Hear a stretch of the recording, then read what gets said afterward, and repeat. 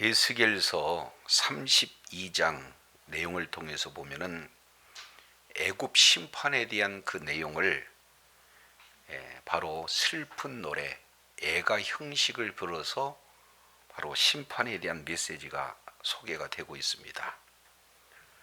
우리가 이 가운데 오늘 이제 17절부터 마지막 32절까지 이 내용을 통해서 보면은 최후 7번째 심판 선언에 대한 핵심 내용이 소개가 되고 있습니다.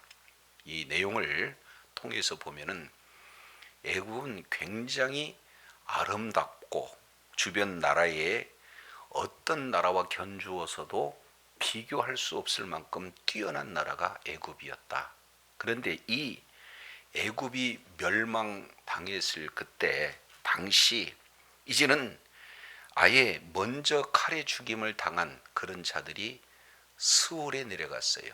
죽음을 당한 자들이 모여있는 그곳에 내려갔을 때 그 앞서 함께 스올에 거하는 이런 5개 나라가 거기에서 굉장한 비웃음을 웃고, 그리고 또 바로 역시 마찬가지로 그곳에서 나만 이곳에 내려온 것이 아니라 모두들 함께 죽음이 가는 그곳에 내려와 있는 이런 모습을 보고 무척이나 위로를 받았다 하는 그런 내용들이 소개가 되고 있습니다. 근데 문제는 그 5개 나라 공통점이 뭐냐? 바로 할례받지 못하는 그런 나라, 이런 자들과 함께 영원한 죽음의 세계에 이렇게 함께 있다라는 사실을 말씀하고 있어요. 그만큼 화려했고, 그리고 강력했고, 그리고 많은 사람들에게 큰 영향력을 행했던 이 나라가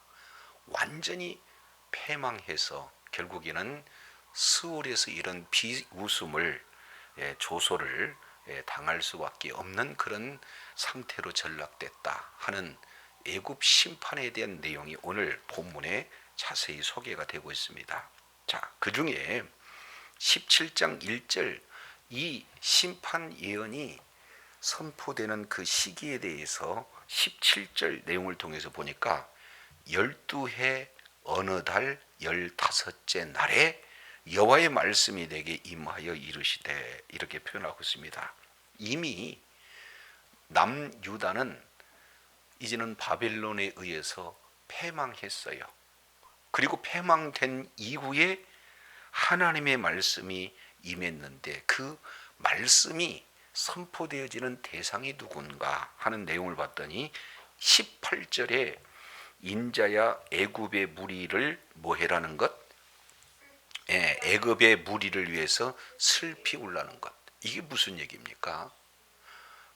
이미 바벨론에 의해서 심판당한 남유다에 대해서 슬피 울어야 마땅하는데 그러한 예루살렘보다도 이 애굽을 향해서 슬피 울라, 이 메시지가 오늘 12년 달은 몰라요. 어떤 달인지는 모르는데 어느 달 15일에 하나님의 말씀이 임했다. 지금 이렇게 표현하고 있습니다. 이 내용은 원문에는 달이 나와 있지 않습니다. 그래서 어느 달이라고 표기했을 뿐이죠. 그러니까 이게 1월인지 아니면 또 다른 달인지는 몰라요.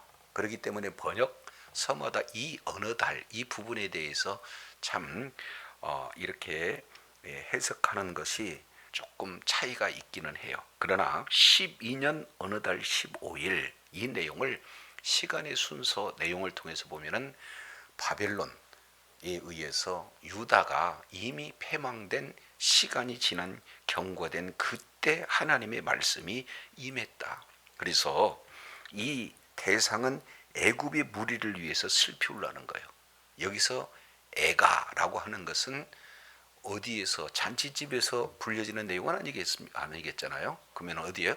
소상집, 상가집에서 불려지는 그런 장송곡에 해당되는 내용이 되어져요. 자, 그런데 여기에 보니까 왜 슬피 울라고 하느냐? 그와 유명한 나라 여자들을 구덩이에 내려가는 자와 함께 어디에 던져졌다 그랬어요? 지하에 던져졌다. 그러면 여기에 구덩이가 나오고 지하가 나와요. 그러면 이 구덩이에 대한 내용을 뒤에 21절 먼저 살펴보도록 하겠습니다. 21절, 용사 가운데 강한 자들이 그들을 돕는 자와 함께 어디 가운데?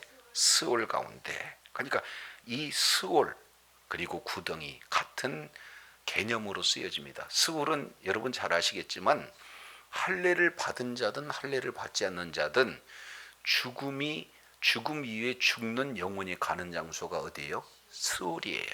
그래서 구약에는 스올은 믿는 자든 믿지 않는 자든 언약 백성이든 이방인이든 죽는 영혼이 가는 곳을 스올 이렇게 얘기했습니다. 그러니까 구약에서는 지옥과 천국이 정확하게 구분되지 않는 스올로 이렇게 표현을 하고 있는 것을 보게 되죠. 그래서 이제 신약에 이르러서 지옥과 천국, 그리고 그 앞에 지옥이라는 것은 최종적인 이제는 백보자 심판 위에 가는 곳이 뭡니까? 천국과 지옥이 되겠죠. 그렇다면 그 이전에 죽은 그런 어떤 영혼들이 가는 곳은 어디냐? 바로 음부와 낙원, 이렇게 좀 더 구체적으로 표현하기도 합니다. 그래서 오늘 지금 그와 유명한 여자들을 구덩이에 내려가는 자와 함께 지하에 넘겨졌다. 지금 이렇게 표현을 하고 있습니다. 이때 그는 누구냐면 애굽을 말하고 있는 거예요. 그러니 애굽이 심판을 당한 이후에 구덩이에 내려가는 자들과 함께 어떻게 했다? 지하에 던져졌다. 근데 여기서 지하라고 하는 이 내용은 스홀보다는 조금 더 깊은 곳을 의미하고 있지 않겠는가 하는 그 해석을 하곤 합니다. 그러니 스홀, 그리고 스홀 속에서도 더 깊은 지하, 이곳에 애굽이 떨어졌다. 자, 그러면서 지하에 던지면서 그렇게 말하라는 거예요. 19절 두 가지를 표현합니다. 너의 아름다움이 어떤 사람들보다 뛰어나도다. 그래서 아름다움이 어떤 누구에 비해서 뛰어난 것이 바로 애굽의 아름다움이었다. 두 번째, 너는 내려가서 할례를 받지 않은 자와 함께 누울지어다. 이렇게 표현하고 있습니다. 그러면 결국 이제 심판받아서 죽음의 영혼이 모여있는 그런 장소 지하로 갔는데 거기는 누구와 함께 누워있는다는 거예요? 할례 받지 않는 자들과 함께 누워있다. 지금 이런 표현을 하고 있습니다. 자, 그러면 여기에 19절 할례라고 하는 이 단어가 소개가 되고 있어요. 할례 받은 자, 받지 않는 자와 함께 이렇게 표현을 하고 있어요. 자, 그러면서 쭉 21절 내용을 보면은 또 하반절에 할례 받지 않는 자, 그리고 24절 이 내용을 통해서도 보니까 여기에도 할례를 받지 못하고, 그리고 25절 중반절에 그들은 다 할례를 받지 못하고, 26절 이 내용을 통해서도 보니까 중반절에 그들은 다 할례를 받지 못하고, 그 다음에 27절 28절 동일하게 27절에 할례를 받지 못한 자 중에, 그리고 28절 할례를 받지 못한 자와 이렇게 지금 표현을 하고 있습니다. 29, 30, 32절 역시 마찬가지로 동일하게 할례 받지 못하는 것을 계속해서 강조하고 있습니다. 자, 이 내용에서 우리가 조금 정리해 볼 필요가 있는 것은, 할례는 이스라엘 백성들만 할례를 받는 게 아니라 이 할례는 누구도 받았느냐? 바로 이 그때 당시에 애굽도 할례를 받았다. 그런데 그 애굽이 할례를 받지 않는 그런 자들과 함께 이런 스월에 던져질 그런 상황이다라고 한다는 것은 그만큼 어떤 것을 얘기하는 겁니까? 수치로 여기고 있는 것을 볼 수가 있어요. 자, 그러면 너의 아름다움에서 어떤 주변의 사람들과 견줄 수 없는 그 아름다움이 완전히 떨어져서 가장 낮고 낮은 곳에 뭐예요? 지하까지 떨어졌다. 굉장한 수치, 심판 이후에 이런 수월에서도 이런 굉장한 수치를 당하고 있다라는 것을 살펴보게 됩니다. 자, 여기서 우리가 창세기 17장 내용을 보면은 할례는 언약적 개념이 소개가 되고 있어요. 그러니까 언약 공동체 안에 들어오느냐 들어오지 않느냐 외적인 표지가 뭡니까? 바로 사인이 할례를 받았느냐 할례를 받지 않았느냐 이렇게 얘기를 하고 있어요. 그러니 자, 사무엘상 17장 36절 이하 이 내용을 통해서 살펴보면은 이스라엘 백성들에게 의해서 할례라는 것은 아주 특별한 의미가 주어져 있습니다. 그래서 다윗은 골리앗을 만났을 때 골리앗이 하나님의 성호를 이렇게 비방하고 있을 때 사무엘상 17장 36절에 보니까 주의 종이 사자와 곰도 쳤은즉 살아계신 하나님의 군대를 모욕한 이 할례 없는 블레셋 사람이랴 그가 짐승이 하나와 같이 될 것입니다. 이렇게 지금 표현을 하고 있습니다. 그러니까 결국 블레셋 장수 골리앗에 대해서 아주 경멸조로 무슨 자? 할례를 받지 않는 자다 이렇게 지금 말하고 있습니다. 이 내용이 마지막 이제 사무엘상 31장 이 내용을 통해서 보면은 이 사울이 길보아 전투에서 죽임을 당해 블레셋 군대에 의해서 그러면서 죽어가면서도 사울 왕은 뭐라고 표현을 하고 있습니까? 이제 그런 하나의 병길이 든 자에게 네 칼을 빼서 나를 찔러라. 왜냐하면 할례 없는 자들이 와서 나를 찌르고 모욕할까 두려워하나. 그러니까 할례 받지 않는 자에게 죽임을 당하는 것을 굉장한 수치, 모욕으로 여기고 있다. 그래서 이것을 실행에 되지 않으니까 스스로 자결함으로 그 생을 마침 마감했던 자가 누굽니까?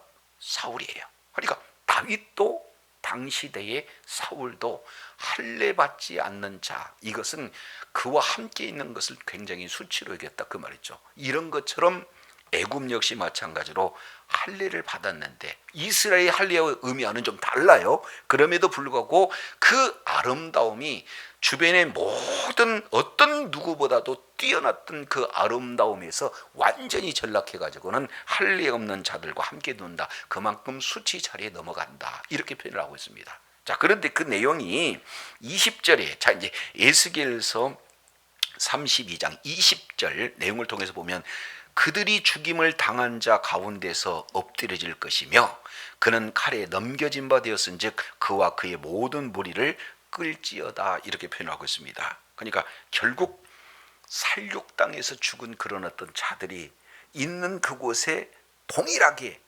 애굽도 그리고 애굽과 함께했던 동맹국도 다 엎드려진다는 거예요. 그리고 그 수월에 있는 그런 자들이 모두 다 그를 끌어들이는 이런 지금 상황을 말씀을 하고 있습니다. 자, 그랬을 때 먼저 들어가 있는 칼에 죽임을 당하는 자들 이런 자들이 21절 용사 가운데서 강한 자가 그들을 돕는 자와 함께 스올 가운데서 그에게 말하기를 여기서 그는 누가 되는 겁니까? 애굽을 지금 말하고 있는 거 아니에요? 할례를 받지 아니하는 자 곧 칼에 죽임을 당하는 자들이 내려와서 가만히 두었다 하였도다. 지금 이렇게 표현을 하고 있습니다. 그러니 그 이미 들어가 있는 그런 자들이 아니 애국과 같이 그렇게 아름다운 나라가 우리가 똑같은 스올에 온단 말인가? 하고 지금 뭐 하고 있습니까? 조소하고 있어요. 비웃고 있다. 지금 이렇게 말하고 있는 것을 보게 됩니다. 그래서 애굽이 화려했고 아름다웠고 강력했고 그리고 많은 사람들이 부러움이 되었지만 끝끝내는 그 애굽이 하나님의 대적의 그런 어떤 자리에 있음으로 말미암아 결국 애굽마저도 뭐 했어요? 심판을 받는 그런 내용입니다. 이 부분들을 통해서 본다면 자, 여기에 어떤 의미가 담겨져 있습니까? 이스라엘 백성들은 이미 망해 가면서도 끝까지 바벨론과 대적하고 이 바벨론에 항복하는 것은 하나님의 뜻 아니겠습니까? 근데 하나님의 뜻을 거스르고 애굽을 의지하고 해고자 했던 그 남유다는 끝끝내 심판을 당했잖아요. 자, 그런데 그 남유다의 소망이 됐던 그 애굽이 이렇게 심판을 당했는데 그 애굽의 상태가 얼마나 수치스러운 상태인지 에스겔 선지를 통해서 그들을 위해서 슬픈 애가를 지어 불러라 이렇게 지금 말씀을 하고 있는 것을 보게 됩니다. 자, 여기서 이제 우리가 생각할 수 있는 그 내용은 의지의 대상은 누가야 되는 거예요? 바로 하나님이에요. 애굽도 아닙니다. 바벨론도 아닙니다. 이 세상에 어떤 강력한 나라도 하나님을 대적하는 세력은 반드시 심판을 받을 그런 대상이지 바로 의지의 대상은 될 수가 없다는 거예요. 오로지 의지의 대상은 누구예요? 하나님 한 분뿐이 없다. 그러니 아직 망하지 않는 이 애굽, 망하지 않는 이 애굽을 향해서 슬픈 노래를 지어 불러라 하는 그 내용은 이렇게 하나님의 말씀을 대적했던 애굽은 반드시 심판받는다는 사실. 반면 그나마도 조금이라도 마음 가운데 애굽을 의지하고자 하는 남유다, 포로로 끌려가는 그들에게 소망을 끊는 거예요. 진정한 의지의 대상은 누구다?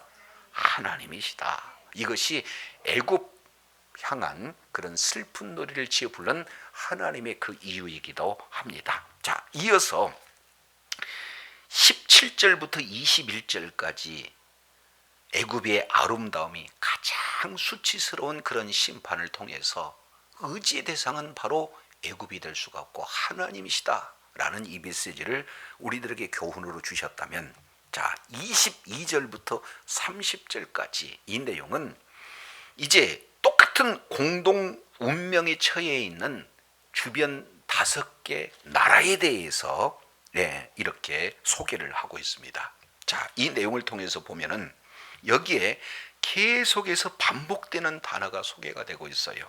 자, 할례를 우리가 이제 여러 군데 찾아봤다면 19절 함께 누울 것이다 하반절에, 그리고 21절 내용을 통해서 보니까 그를 돕는 자들과 함께 스올 가운데에서 그들에게 말하며, 그래서 함께라는 내용을 계속해서 강조하고 있죠. 자, 24절 하반절, 이제는 구덩이에 내려가는 자와 함께 수치를 당하였다.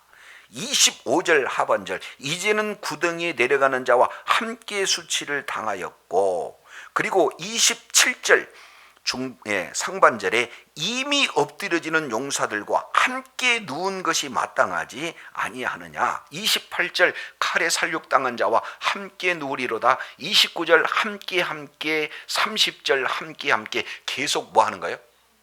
공동 운명을 가졌던 이 내용을 지금 말하고 있어요. 그러니 애굽이 이렇게 스올로 내려갈 때, 그 스올 속에서도 더 치하로 내려갈 그때 그들과 함께 공동 운명을 가질 5 나라에 대한 내용을 상세하게 기록을 하고 있습니다. 그 중에 첫 번째 22절 내용을 보니까 아수르와 그의 뭐예요? 온 무리들, 이렇게 지금 표현을 하고 있습니다. 그래서 아수르와 그의 온 무리가 있으며, 두 번째입니다. 24절 내용을 보니까 거기에 뭐가 있고?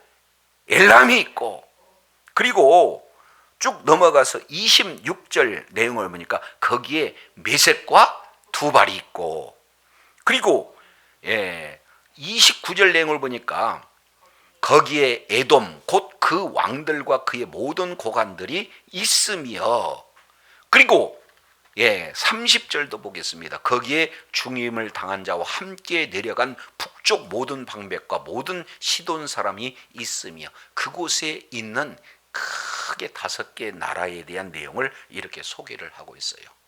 그러니 애굽이 심판을 받아서 스월 깊은 곳으로 내려갔는데 그곳에 함께 이미 와 있는 그런 존재 5개 나라를 조목조목 지금 이렇게 말씀을 하고 있습니다. 그런데 이 5개 나라는 애국과 똑같아요. 왜 그러냐면, 자 23절 한번 보실까요? 23절 맨 하반절 내용을 통해서 보면은, 자, 곧 생존하는 사람들의 세상에서 사람을 뭐하게 하던 자다? 두렵게 하던 자다. 그러니까 아수르는 애굽하고 견줄 만한 아주 강력한 나라가 뭐예요? 아수르입니다. 그러니까 이 아수르는 생존하는 이런 세상에서 주변의 모든 나라, 주변의 모든 사람들을 두렵게 하는 그런 능력, 그런 영향력이 있었던 나라가 바로 아수르예요. 그런데 그 아수르가 이제는 그의 최종적인 그 심판의 내용을 봤더니 어디에 내려갔어요? 다 깊은 구덩이 속에 똑같이 내려가 있는 그런 모습들을 보게 됩니다. 자, 그러면 아무리 애굽이 화려하고 아름답고 강력하고 그리고 영향력 있는 그런 나라다 할지라도 그런 아수르의 운명이 그러할진데 애굽 역시 너희 동일하게 심판받을 반한 그런 어떤 존재라는 것을 아수르의 심판을 통해서 보여주고 있습니다. 자, 그러면 아수르는 생존할 때는 사람들에게 두려워하게 하던 자다 이렇게 표현하고 있습니다. 그러면 엘람은 어떻습니까? 이 엘람은 셈, 함, 야벳 그러죠. 이것은 바로 노아의 세 아들 아니겠습니까? 그런데 이 엘람은 셈의 장자예요. 자, 그런데 이 엘람 역시 강력한 그런 나라가 되어지는데 24절 하반절 한번 보시죠. 24절 그들이 생존하는 사람들의 세상에서 뭐하게 하셨다?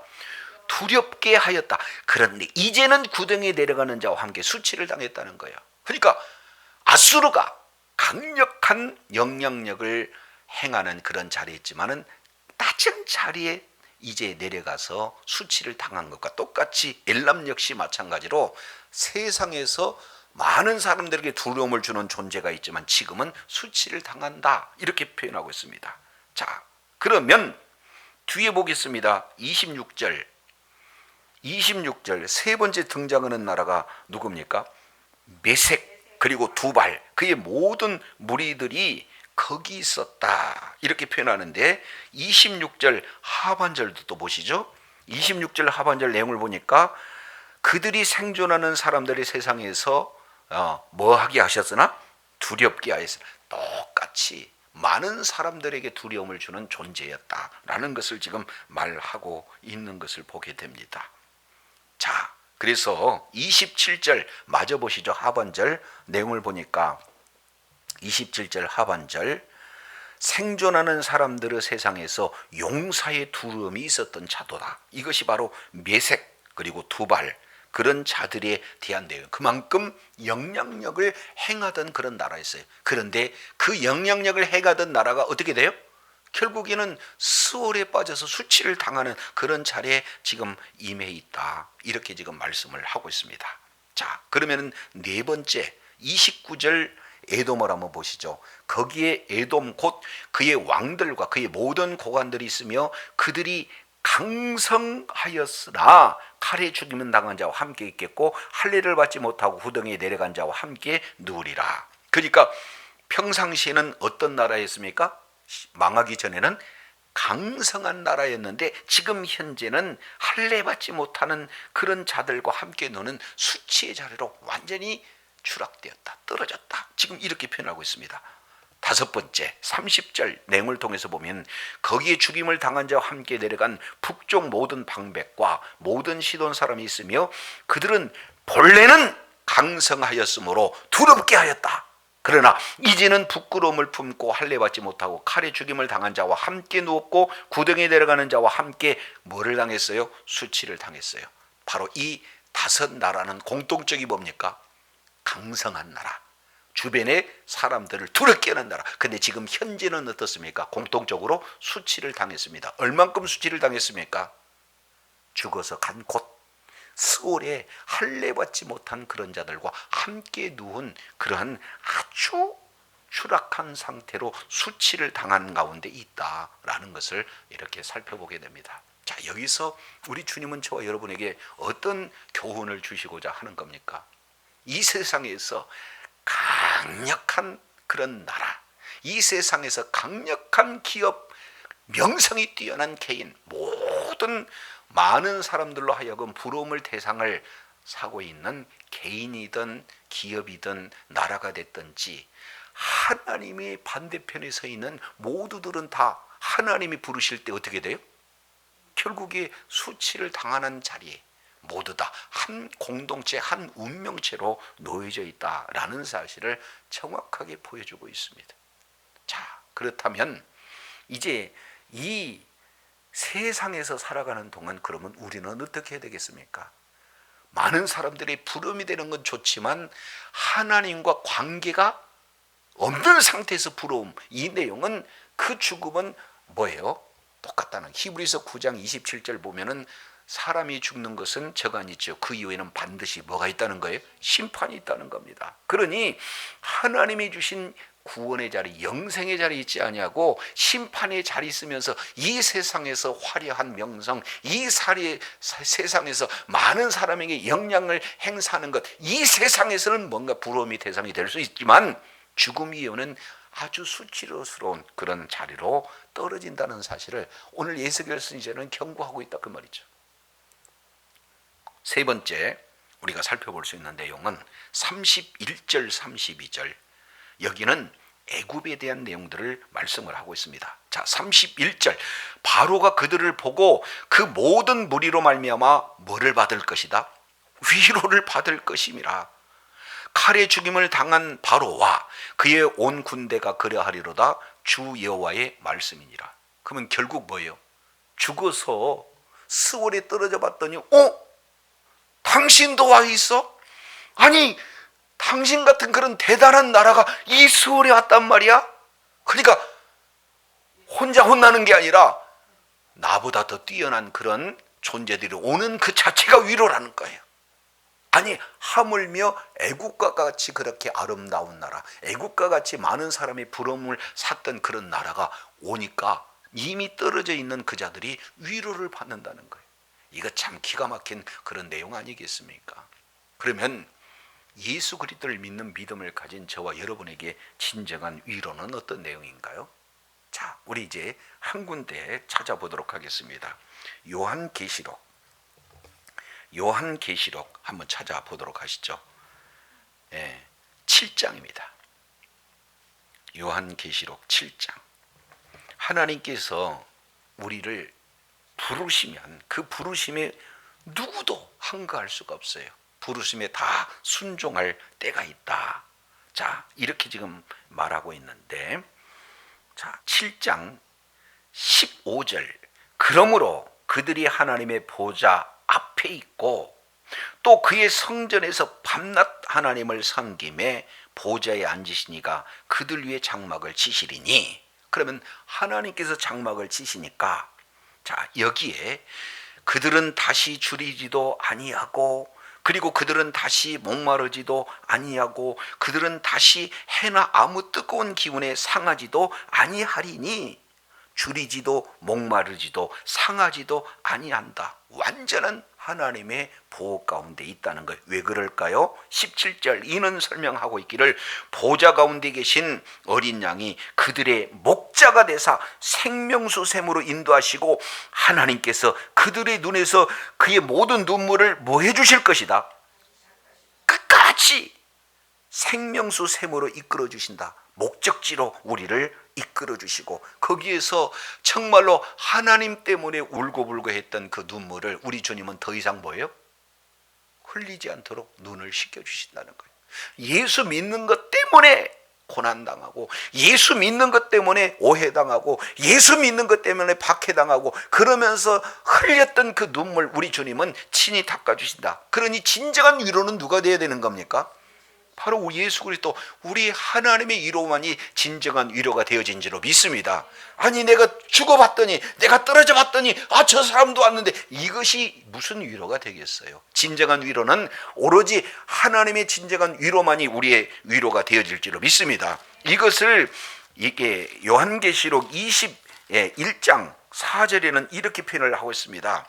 자, 21장 3절. 들으니 보좌에서 큰 음성이 나서 이르되, 보라! 하나님의 장막이 사람들과 함께 있으며 하나님이 그들과 함께 거하시리니 그들은 하나님의 백성이 되고 하나님은 친히 그들과 함께 계셔서, 4절, 모든 눈물을 그 눈에 씻기시고 다시 사망이 없고 애통하는 것이나 곡하는 것이나 아픈 것이 다시 있지 아니리니 처음 것들이 다 뭐했다? 지나갔다. 진정한 위로자가 되시는 분이 바로 우리 주님이신 줄로 믿습니다. 그래서 고린도 후서 1장 내용을 보면은 위로의 하나님, 위로의 하나님, 위로의 하나님. 사도 바울이요, 복음 때문에 복음을 전하면서 눈물을 흘릴 수밖에 없는 그런 상황 속에서도 누구의 위로를 받는 거예요? 위로의 하나님의 그 진정한 위로를 받고 있는 것을 볼 수 있어요.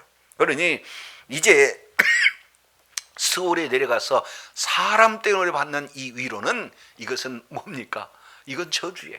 그러나 진정한 하나님의 위로만이 우리에게 참 기쁨과 평안과 안식을 허락하여 주실 줄로 믿습니다. 오늘 애굽은 아름답다 그랬어요. 그런데 하나님께 심판받는 그 이유는 아주 수치스러운 자리, 바로 스월 깊은 곳 지하에 내려갔다. 그리고 그와 함께 있던 주변 이 5개 나라, 아수르, 엘람, 그리고 메섹과 두발, 에돔, 그리고 시돈, 이 모든 자들이 이미 공동 운명체처럼 그 깊은 수월 가운데 내려갔다는 거예요.